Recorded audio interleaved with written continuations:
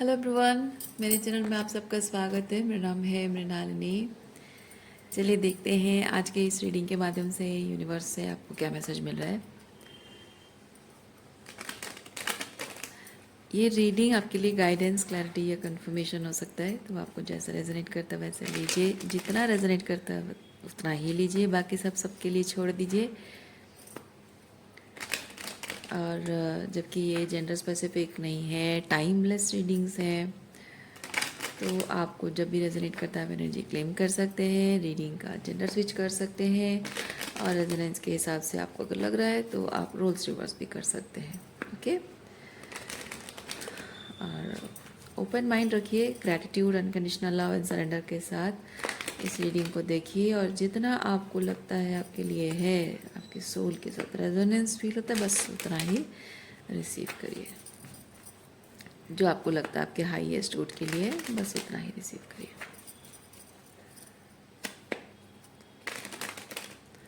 चलिए देखते हैं क्या मैसेज है।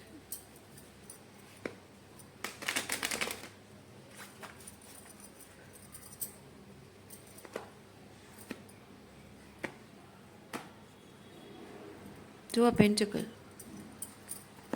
ओके, आप किसी दुविधा में फंसे हैं, कुछ एक काम करना चाहते हैं।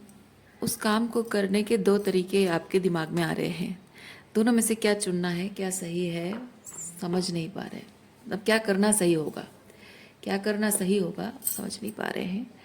सो एक चीज़ आपको दिखाती हूँ। ये सॉरी, ये जो डेक है ना, हर एक जो टैरो डेक, ओरेकल डेक होता है, ओरेकल कार्ड्स होते हैं, उसका एक डब्बा होता है। ओके, इसका डब्बा है ये उसका कवर है। उसमें कुछ लिखा है जो कि ऐसे ऐसा नहीं था, ऐसे ऐसे वाइट उल्टा रखा हुआ था। और जैसे मैंने आपको मैसेज दिया, मेरा ध्यान गया इस चीज़ पर।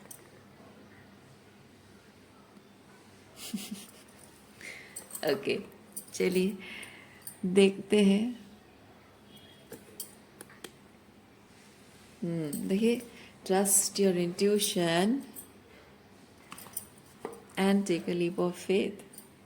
मतलब आपकी रीडिंग यहीं पे ख़त्म। चलिए फिर भी देखते हैं। Night of swords. ओह अच्छा अच्छा,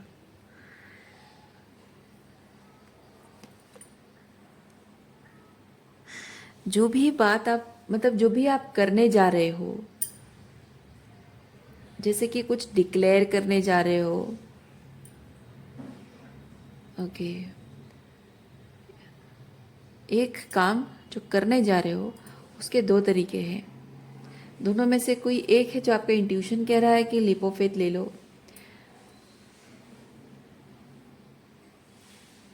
लेकिन वो चीज़ करने में यहाँ पे कुछ दिक्कत है।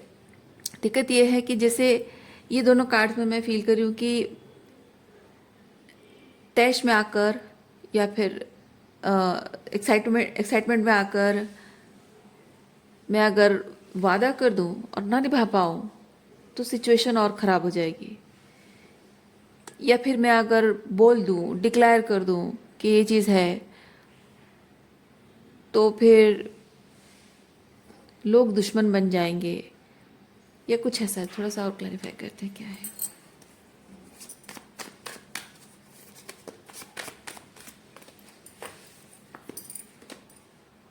Six of cups.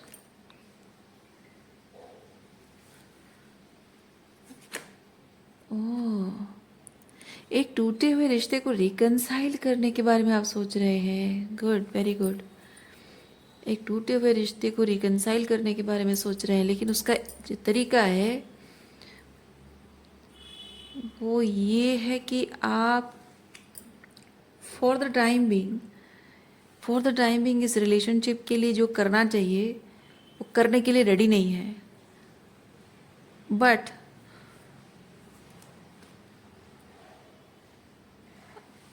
आप रिलेशनशिप के लिए कुछ तैयारी करना चाहते हैं। ओके, आप चाहते हैं कि आपका पर्सन जो है आप पर विश्वास रखे और आपका इंतज़ार करे, या वो जो ड्यूरेशन होगी, प्रिपरेशन की जो ड्यूरेशन होगी, तैयारी की जो ड्यूरेशन होगी, उस टाइम पे वो हताश ना हो, निराश ना हो, विश्वास रखे कि आप उसके साथ हैं। आप भले ही थोड़े टाइम के लिए उसे दूर जा रहे हो, बट अल्टीमेटली उसके पास वापस आने के लिए ही दूर जा रहे हो।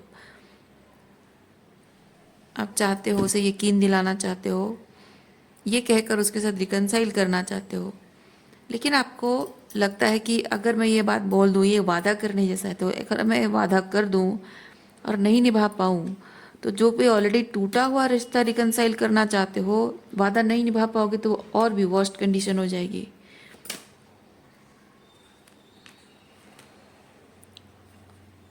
इस रिलेशनशिप को खोकर आपने बहुत कुछ जाना, सीखा, बहुत कुछ रियलाइज़ किया है। अब आप किसी भी हाल में इस रिलेशनशिप को खोना नहीं चाहते हैं। अच्छा, ठीक है।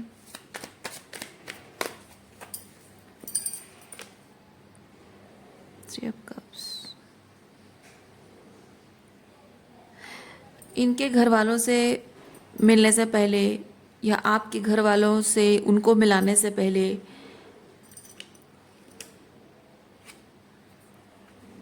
आप एक दूसरे को और अच्छे तरीके से जानना चाहते हैं। मतलब आपका स्पेसिफिकली आपका ये कि पास्ट में आपका कनेक्शन जैसा था, मे बी आप एक दूसरे को सही तरीके से नहीं जानते थे। तो विद द हैंगमैन मैं ये चीज़ फील करती हूँ कि ये जो कुछ टाइम के लिए ये रिलेशनशिप में दूरियां आई हैं, आपको रियलाइज़ हुआ कि आपका पर्सन ट्रूली वैसा नहीं है जैसा आप समझते थे। मिसअंडरस्टैंडिंग शायद थी, और उनके मन में भी आपके लिए मिसअंडरस्टैंडिंग रही है, और आप दोनों मिलकर वो मिसअंडरस्टैंडिंग दूर करें ऐसा आप चाहते हैं। उसके बाद जाकर आपका जो घर परिवार, रिश्ते, दोस्तों में आपका एक दूसरे का परिचय हो। ओके, यानी कि तब तक आप रिलेशनशिप को सीक्रेट रखना चाहते हैं।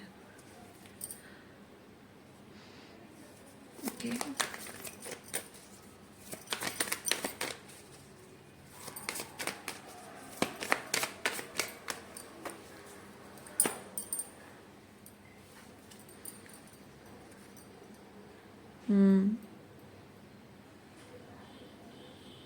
आप इस रिलेशनशिप को बहुत सीरियस हैं, और हर हाल में इसको वर्कआउट करना चाहते हैं।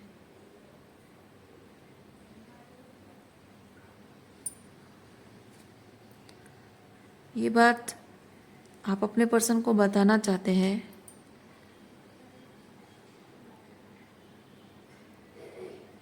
हाँ, क्योंकि स्ट्रेंथ कार्ड बताता है कि आप जैसे कि शायद पास्ट में आप रेडी नहीं थे, मे बी आपके अंदर वो हिम्मत नहीं थी, साहस नहीं कर पा रहे थे, अब वो हिम्मत आ गई है। या फिर आप अंदर से रेडी नहीं फील कर रहे थे, फैमिली को शायद फेस नहीं कर पा रहे थे, या फिर कुछ तरीके से आप दोनों का कनेक्शन थोड़ा सा some way you are feeling like, पता नहीं, मैं फील कर रही हूँ किसी तरह से आप पास्ट में जब एक दूसरे से मिले थे उस वक्त किसी तरह से कुछ पावरलेस फील कर रहे थे। और ये क्योंकि स्ट्रेंथ कार्ड मुझे वो चीज़ बताता है, पावरलेस फील कर रहे थे, और अब स्ट्रेंथ, कॉन्फिडेंस आ रही है। ओके, थोड़ा सा और क्लैरिफाई करते हैं क्या है।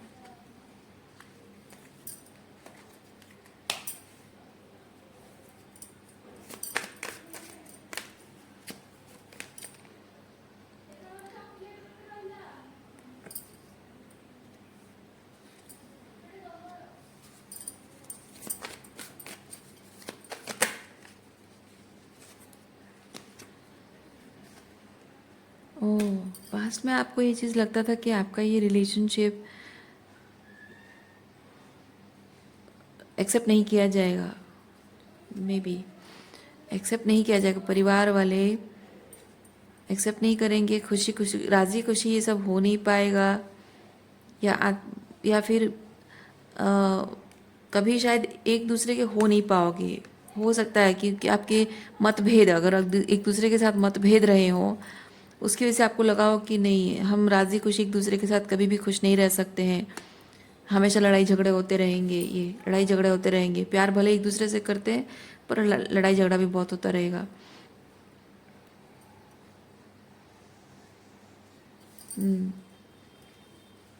या फिर आप दोनों के रिलेशनशिप को लेकर कुछ कॉम्प्लेक्स सिचुएशन है जिसकी वजह से आपको लग रहा होगा कि हमारे रिश्ते को लेकर बहुत सारे लड़ाई झगड़े होंगे, मतलब घर परिवार में, मे बी कास्ट, रिलीजियन और समथिंग एल्स, उसकी वजह से हो सकता है कि बहुत कॉम्प्लेक्स सिचुएशन हो जाएगा, शायद इसीलिए लड़ाई झगड़े आप दोनों के बीच में हो गए हों, या घर वाले ना मानते हो, कुछ भी हो सकता है। ओके, ये क्या है? लवर्स। हाँ, प्यार तो एक दूसरे से बहुत करते हैं आप, पर फिर भी कुछ यहाँ पे 5 ऑफ सॉर्ड्स की एनर्जी में कुछ टॉक्सिक हुआ है, लड़ाई झगड़ा आर्ग्यूमेंट बहुत टॉक्सिक कुछ हुआ है, इसी वजह से आप दोनों को एक दूसरे से अलग जाना पड़ा है।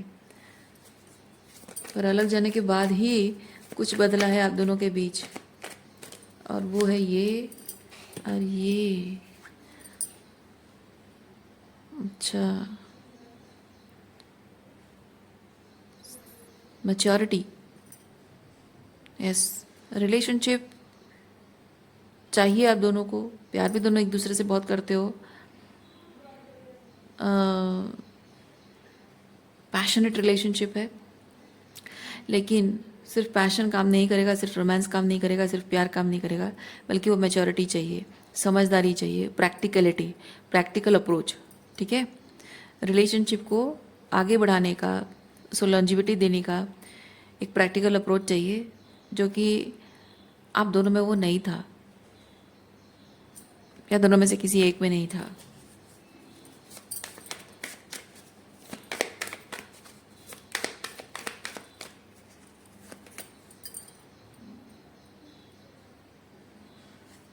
दोनों ही अपने अपनी बात पे अड़े हुए थे, आपको लगता था कि आप गलत नहीं कह रहे हो, आप सही कह रहे हो, उनको लगता था कि वो सही, उनके हिसाब से सब कुछ सही है, उनको सही लग रहा था, अपनी अपनी बात पे अड़े हुए थे आप दोनों। मतलब कि आप जिस तरह से रिलेशनशिप वर्कआउट करना चाहते थे वो उनको पसंद नहीं था, वो जिस तरह से रिलेशनशिप वर्कआउट करना चाहते आपको नहीं पसंद था।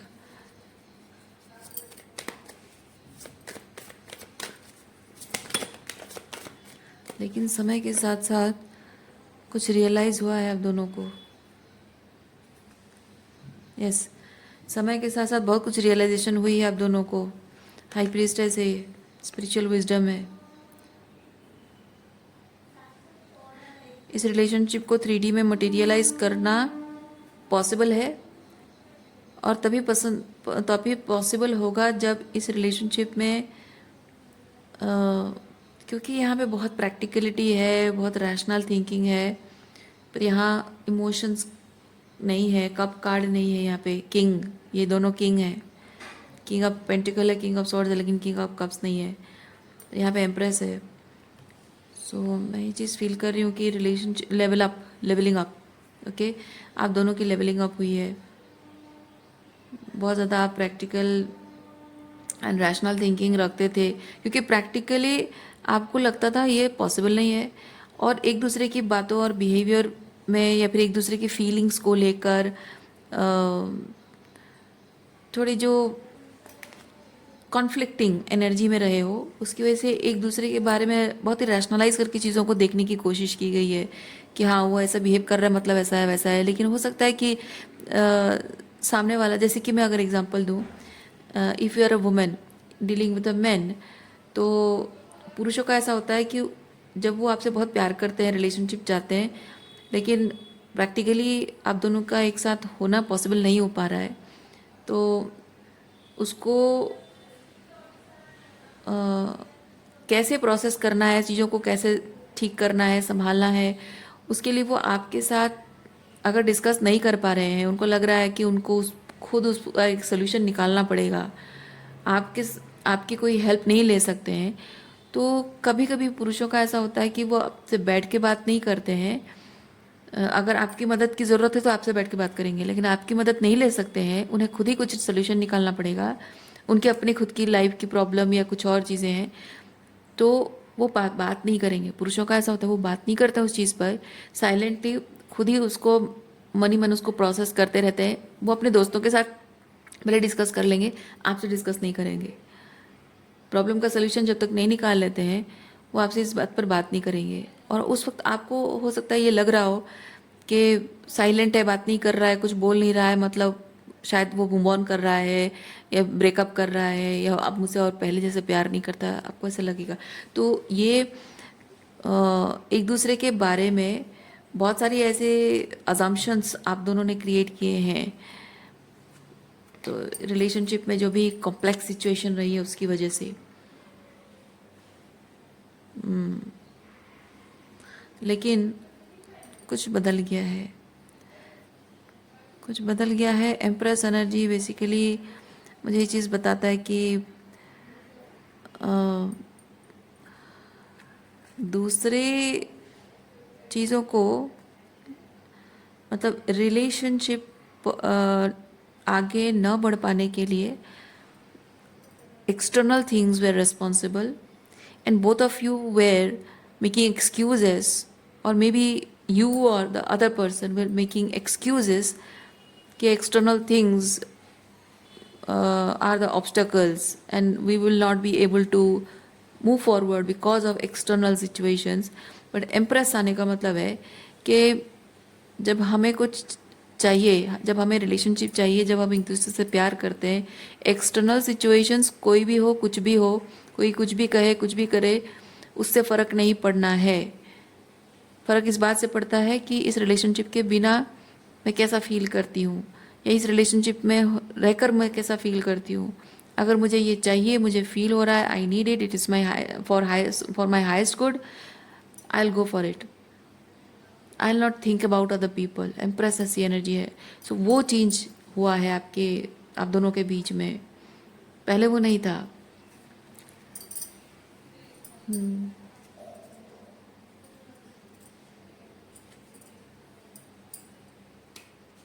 Okay,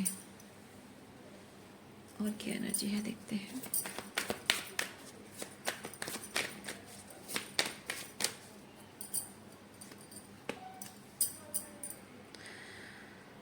oh my God. आप इस रिलेशनशिप को देखिए, एस ऑफ पेंटिकल नई शुरुआत है, ये मजिशियन है, मतलब आप मैनिफेस्ट कर रहे हो इस वक्त पैसा। हो सकता है कि इस रिलेशन, क्योंकि वहाँ पे टेन ऑफ पेंटिकल भी है, रिलेशनशिप को 3D में मटेरियलाइज करने के लिए शायद आपको किसी तरह से जैसे कि आपको फाइनेंशियली इंडिपेंडेंट होना पड़ रहा है, या फिर आपको कुछ पैसे जुटाने पड़ रहे हैं, बिकॉज बहुत सारी ऑब्वियस बात है, क्योंकि बेसिकली ये चीज़ है कि रिलेशनशिप से प्यार से पेट नहीं भरता है। एक थोड़ा सा फिल्मी डायलॉग हो गया। प्रैक्टिकल बात है, रिलेशनशिप अगर चाहते हैं दो लोग तो बस प्यार करते हैं उतना काफ़ी नहीं है, थोड़े पैसे जुटाने पड़ते हैं, कुछ स्टेबिलिटी के लिए, सामान खरीदने के लिए, फाइनेंशियल सिक्योरिटी के लिए जॉब भी करना पड़ता है। तो मनी इज़ नेसेसिटी। तो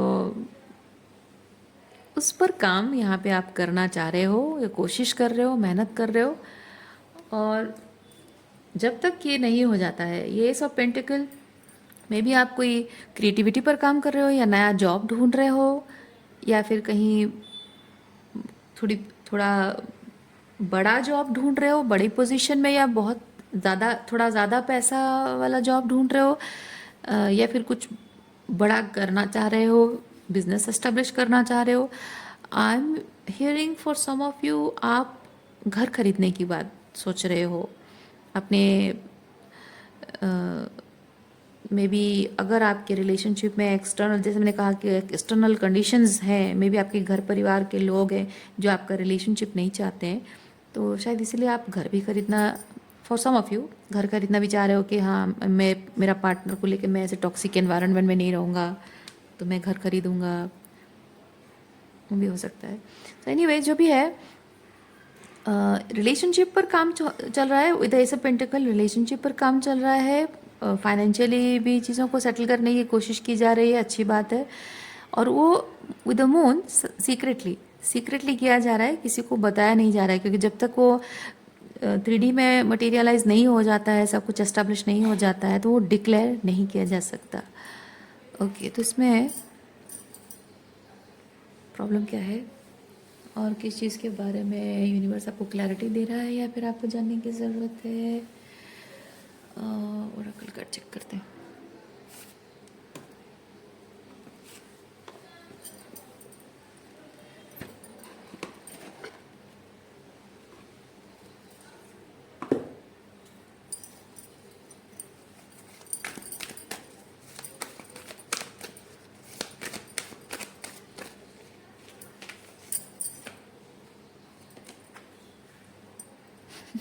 डिटेक्टिव डिटेक्टिव क्यों आया पता नहीं। ओके,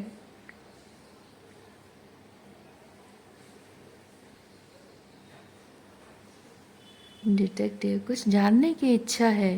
क्या जानने की इच्छा है आपकी? अच्छा, ये वाला कार्ड, ये वाला कार्ड निकालते हैं और इसको देखेंगे। Goddess, feminine expressions through wisdom, nature, life force and sensuality.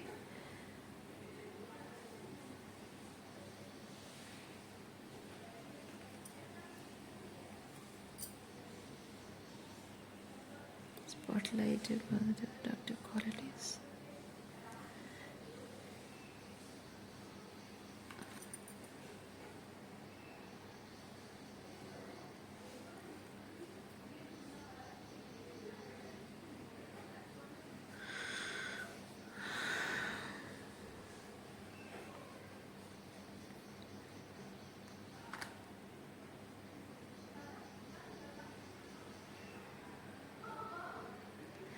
Child eternal cards के साथ मैं फील कर रही हूँ आप में से कोई लोग मे बी, देखिए सबके लिए ज़रूरी नहीं है ये हो रेजोनेट हो, मतलब कार्ड निकल कर आया मतलब ज़रूरी नहीं कि सबके लिए ही हो, किसी के लिए हो सकता है। आप में से कोई सिंगल पेरेंट है, एक सिंगल फादर या सिंगल मदर हो, तो बच्चों के रिलेटेड कोई इश्यूज़ हो सकता है। एडॉप्शन कस्टडी को लेकर इश्यूज़ हो सकते हैं। आप में से किसी किसी का शायद है कि रिलेशनशिप में आने से पहले ही आप शायद एक दूसरे के साथ रहना, मतलब वो क्या बोलते हैं उसको, लिव इन रिलेशनशिप में रहना चाहते हो।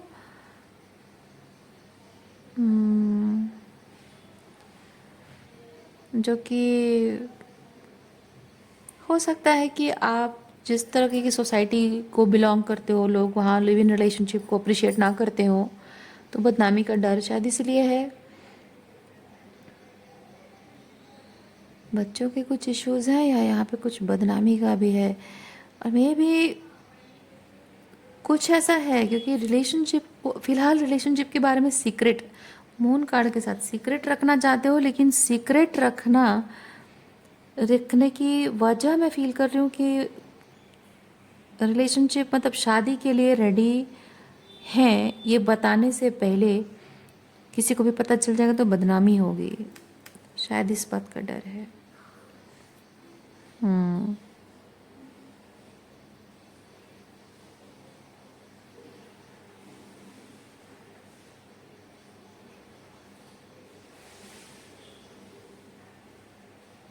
पता नहीं, मुझे ऐसा क्यों लग रहा है कि शादी से मतलब शादी के लिए रेडी होने से पहले आप दोनों का मिलना सही नहीं होगा, पब्लिकली शो अप करना सही नहीं होगा, एंड और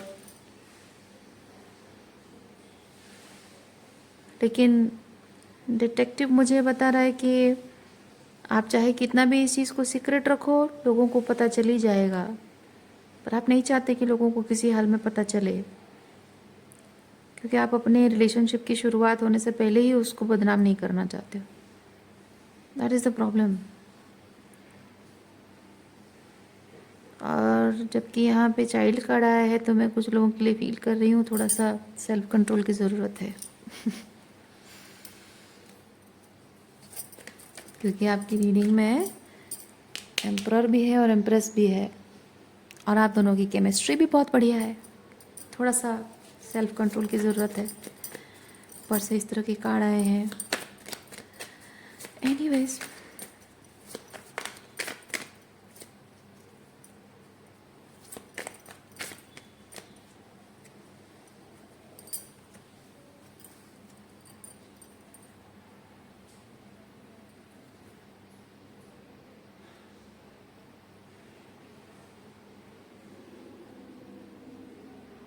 आप में से कोई कोई शायद ऑलरेडी मैरिड है, डाइवोर्स चाहते हो अपने पार्टनर से, और उसके बाद इनसे शादी करना चाहते हो। इसीलिए देखिए, सबके साथ सब रेजोनेट नहीं होगा, ठीक है? तो जिनको होता है बस वही दीजिए। तो मे बी आप शादी शादी को ख़त्म करना, अच्छा ये जो एस ऑफ पेंटिकल है, टेन ऑफ पेंटिकल, अगेन यहाँ पे पेंटिकल कार्ड्स हैं।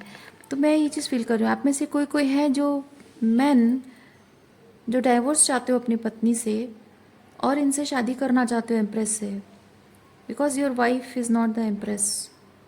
और मे बी आपका डाइवोर्स का केस चल रहा हो सकता है आपका डाइवोर्स का केस चल रहा हो, और इन बिटवीन आप इस एम्प्रेस के साथ रिलेशनशिप में आए हो।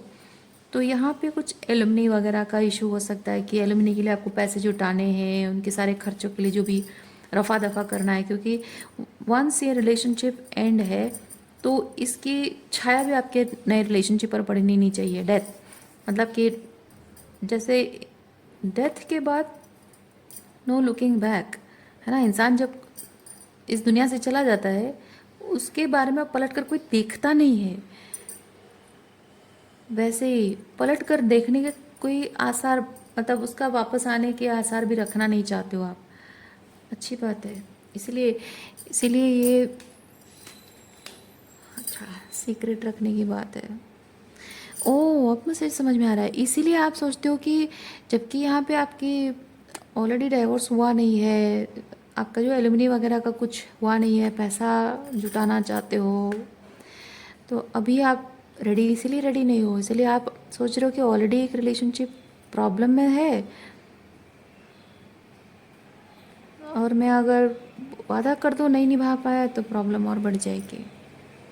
और ऊपर से उनके साथ कंटिन्यू भी नहीं कर सकते हो क्योंकि आपका डाइवोर्स हुआ नहीं है। तो उनके साथ मिलना जुलना ये भी सही नहीं होगा क्योंकि लोगों को पता चल जाएगा, बदनामी होगी, बच्चों के इश्यूज भी हो सकते हैं। हम्म, अच्छा।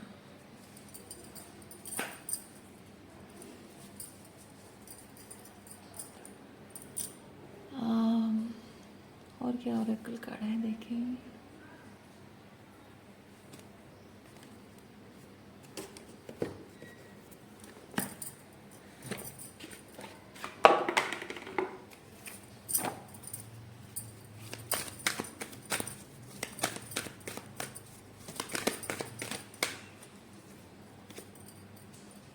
चाइल्ड, अगेन चाइल्ड एनर्जी आया है। Child, new beginning, transformation, celebration, similar type की एनर्जी आ रही है। हम्म, ये जिस तरह की एनर्जी वैसे ही है। देखिए देखिए, चाइल्ड है, सेलिब्रेशन है, ट्रांसफॉर्मेशन एंड न्यू बिगिनिंग है। सिमिलर टाइप के कार्ड्स आए हैं।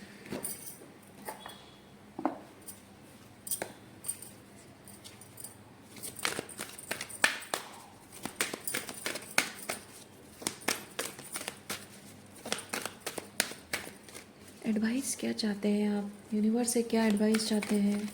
क्या गाइडेंस, क्लैरिटी, एडवाइस क्या चाहते हैं आप यूनिवर्स से? यूनिवर्स प्लीज़ बताइए मेरे व्यूअर्स क्या गाइडेंस, क्लैरिटी चाहते हैं। Thank you universe, please guide.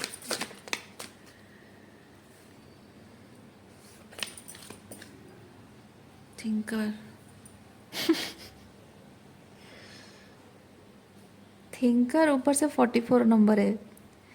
44 number का क्या मतलब पता है? 44 नंबर मतलब होता है कि कोई एक ऐसा काम कर रहे हो जो कि आपके हाईएस्ट गुड के लिए है, लेकिन उसके लिए आपको हिम्मत की ज़रूरत पड़ रही है, घबराहट हो रही होगी, आपको नर्वस लग रहा होगा, लेकिन आपको हिम्मत जुटा के ये काम करना होगा। एनी हाउ आपको करना होगा, और इस काम के लिए रुकावटें आएंगी, प्रॉब्लम्स आएंगी, लेकिन सारी रुकावटें और प्रॉब्लम्स के बाद भी आपको लगे रहना है ये अपने काम को अंजाम तक पहुंचाने तक। नंबर 44 यही बताता है। अब वो कैसे करना है शायद आपको सोचना पड़ेगा, आप किसी और से एडवाइस नहीं ले सकते। और हाँ, जस्टिफाइड है, क्योंकि पता है ये आप किसी और से एडवाइस क्यों नहीं ले सकते? क्योंकि आप एम्प्रर हैं माय डियर, आप एम्प्रर हैं। एम्प्रर एक इम्पॉसिबल काम को मतलब इम्पॉसिबल सिचुएशन में पॉसिबिलिटी क्रिएट करने की पावर रखता है, इसलिए नंबर 44 आए। और देखिए एम्प्रर का नंबर भी 4 है।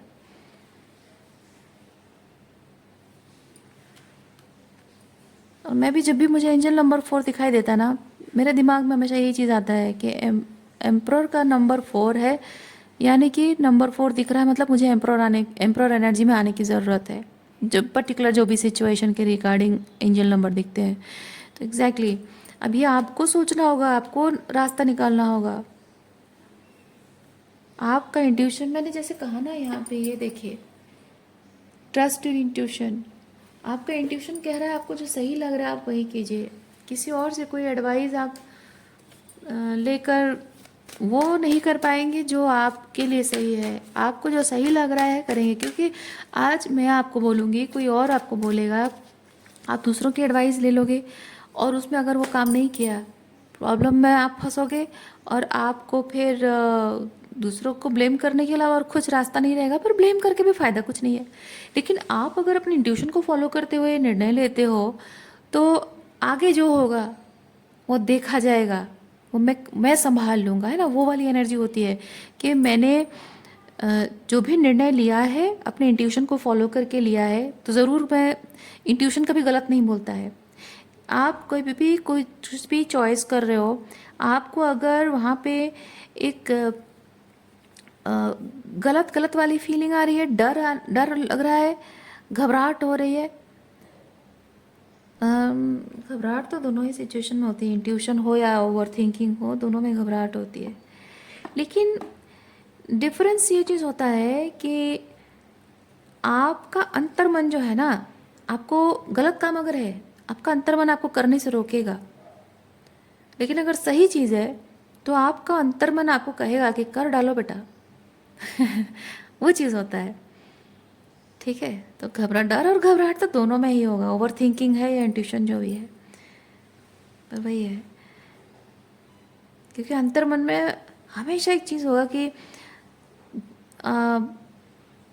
आप देखिए, मैं जहाँ तक फील करती हूँ, कुछ कुछ चीज़ें होती हैं जिनको लेकर ना मेरे जीवन में भी ऐसी परिस्थितियाँ आई हैं कि कुछ एक चीज़ को लेकर मेरा इंट्यूशन कहता है कि सच एंड सच थिंग है, और वो सच एंड सच थिंग जब 3D रियलिटी में नहीं दिखा है तो अपनी ईगो को सेटिस्फाई करने के लिए और 3D रियलिटी में जो दिख रहा है उसको और अपनी थिंकिंग को, मतलब मेरे पर्सपेक्टिव, मेरे परसेप्शन को, मेरा परसेप्शन और 3D रियलिटी में जो हो रहा है उसको मैच करने के लिए ना, मैंने बहुत बार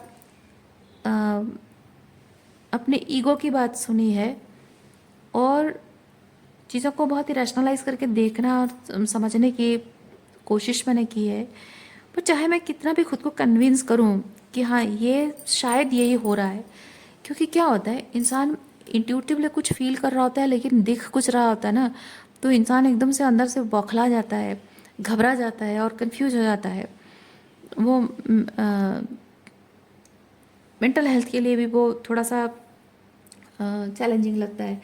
तो ऐसे में नॉर्मल फील करने के लिए, सही सॉर्टेड फील करने के लिए इंसान के अंदर से पहला चीज़ ये जागता है कि नहीं, जो 3D रियलिटी में हो रहा है वही सच है और मैं उसके हिसाब से चीज़ों को समझने की कोशिश करूँ तो जो मेरा इंट्यूशन कह रहा है वो शायद सही नहीं है।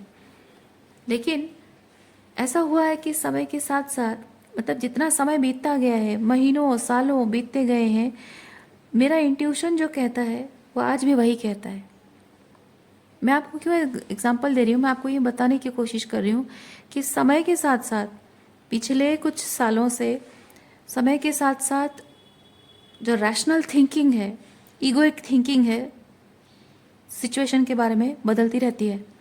लेकिन मेरा इंट्यूशन का कहा ना तब बदला था और ना आज बदला है। मेरा इंट्यूशन हमेशा वही चीज़ कहता है। That is a difference. मैं आपको वही बताना चाह रही हूँ। इंट्यूशन और ओवर थिंकिंग में वो डिफरेंस है। इंट्यूशन हमेशा वही एक ही चीज़ कहता है क्योंकि जो सच है वही बोलता है। लेकिन हमारा जो ईगोइक ब्रेन होता है उसे जैसे परसीव करना चाहता है, समय के हिसाब से वो अलग अलग अजम्पशंस में जी रहा होता है हमारा ईगोइक बीइंग। सो अपने इंट्यूशन को आपको फॉलो करना होगा, आपको समझना होगा कि क्या इंट्यूशन है और क्या ओवर थिंकिंग। मैंने तो आपको बता दिया। And accordingly you have to act. देखिए अगेन इमेजिन कार्ड आया है। ओके, ये मजिशियन है। यहाँ पे और एक बार मजिशियन कार्ड डेक में भी आया है।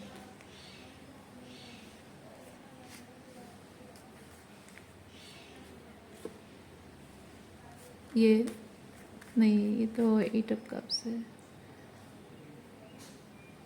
यहाँ कहीं पे मजिशियन कार्ड है। एनीवेज ये मजिशियन कार्ड है।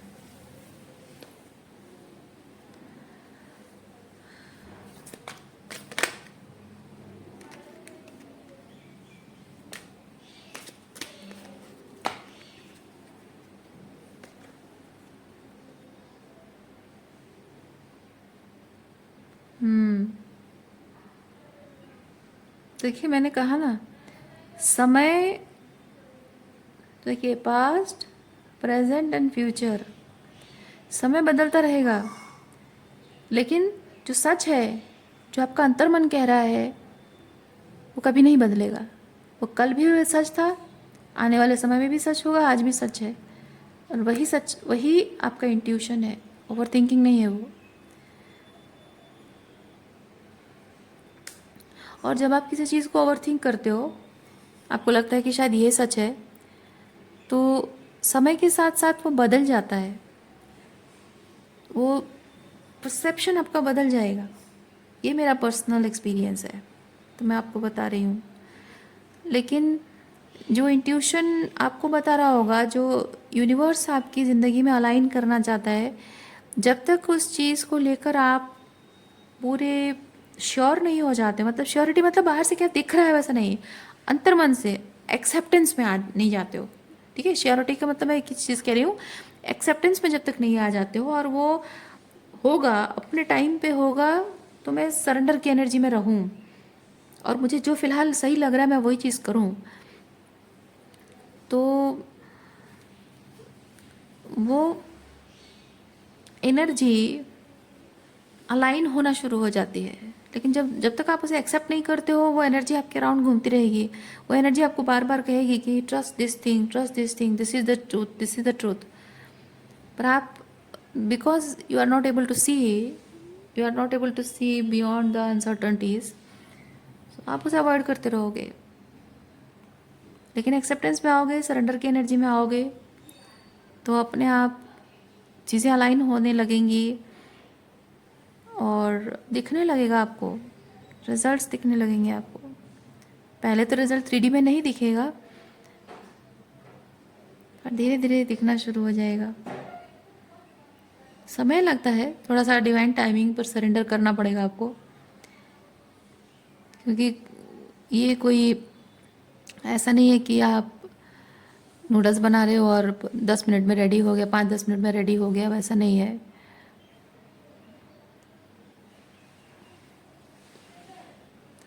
जीवन की एक एनर्जी शिफ्ट हो रही है, एक ट्रांसफॉर्मेटिव थिंग हो रहा है, शेप शिफ्टिंग है ना, आपकी रियलिटी की शेप शिफ्टिंग हो रही है, तो जाहिर सी बात है उसमें थोड़ा तो टाइम लगेगा ही।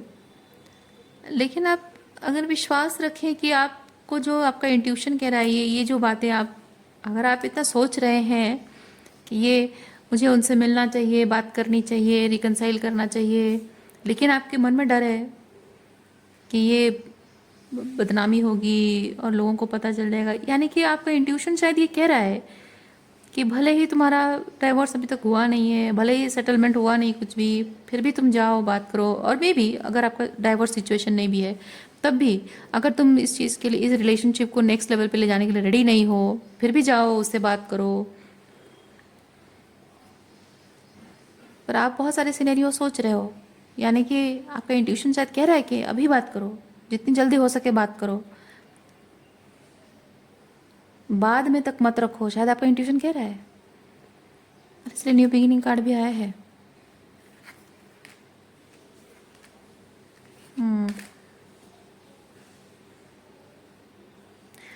देखिए कभी कभी क्या होता है ना, हमको कुछ चीज़ें लगता है कि ये सही तरीका नहीं है, पर ये तरीका हमको सिखाता कौन है? हम ह्यूमन ही एक दूसरे को तरीका सिखाते हैं, रूल्स बनाते हैं, लेकिन यूनिवर्स का जो रूल्स है ना, हमारे रूल्स के हिसाब से नहीं चलता है। ये चीज़ भी मैंने देखा है पिछले कुछ सालों में। बहुत कुछ चीज़ें मैंने सोचा कि ये ऐसा होना चाहिए, वैसा होना चाहिए, वैसा होना चाहिए, पर मैंने देखा है कि मेरे वो जो इगोइक परसेप्शन है ना, thing should be like this and that, universe has broken that. ठीक है, ईगो शटर किया यूनिवर्स ने, दिखाया यूनिवर्स की नहीं, तुम्हारे इस ईगोइक परसेप्शन से चीज़ें नहीं चलती है। यूनिवर्स का अपना रूल है, वो आड़े टेढ़े बड़े रास्ते से आपको लेके जाएगा और सही जगह पर पहुंचाएगा यूनिवर्स। ओके, सो जैसा आपका इंट्यूशन कह रहा है वैसा कीजिए।